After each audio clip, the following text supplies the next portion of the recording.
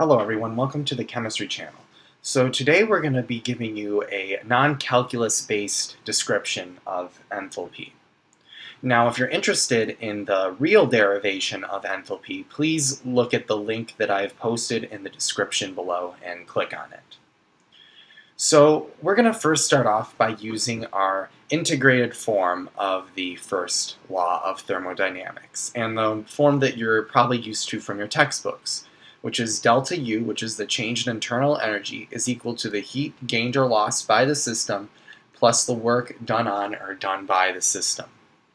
Now we know that under constant pressure,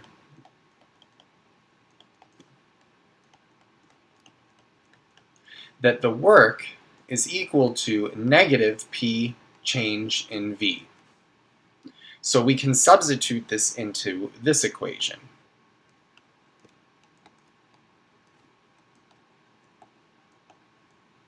So now we have our common form of the first law that you will probably most likely use in your Gen Chem class.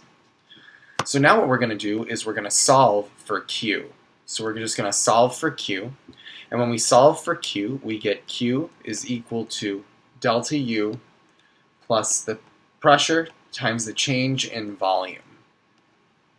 So this is solving for the heat gained or lost by the system. So let's identify some of these variables here. So U is a state function. Pressure is also a state function. And volume is a state function.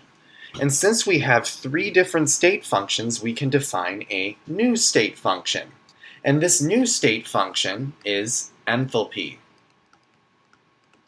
So enthalpy is a state function, and it is given the symbol H. So when we write out the equation for H, we get H is equal to U plus PV, where U is the internal energy, P is the pressure, and V is the volume. So under constant pressure,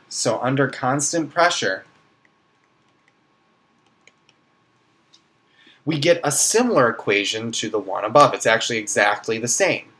So if we're under constant pressure, the change in enthalpy is equal to the change in the internal energy plus the pressure times the change in volume. And you'll notice that this change in enthalpy is equal to the heat gained or lost by the system.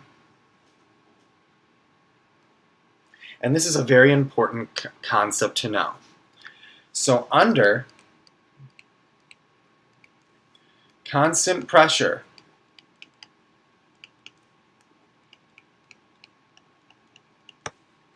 delta H, or the change in enthalpy, is equal to the heat lost or gained by the system.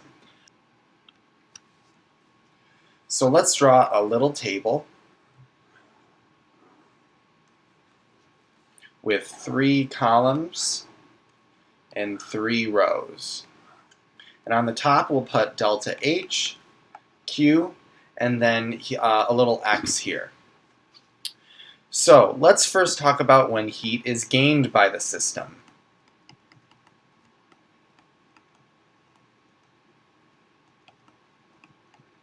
So when heat is gained by the system, Q is positive, and therefore since delta H is equal to Q, delta H is positive.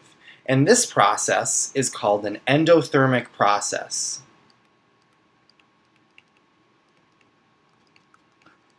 It's endothermic because it takes in heat.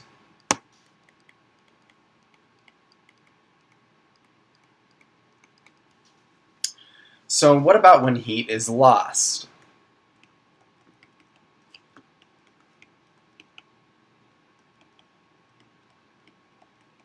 So when heat is lost by the system, Q is negative, and since delta H is equal to Q, delta H is negative. And this process is referred to as an exothermic process.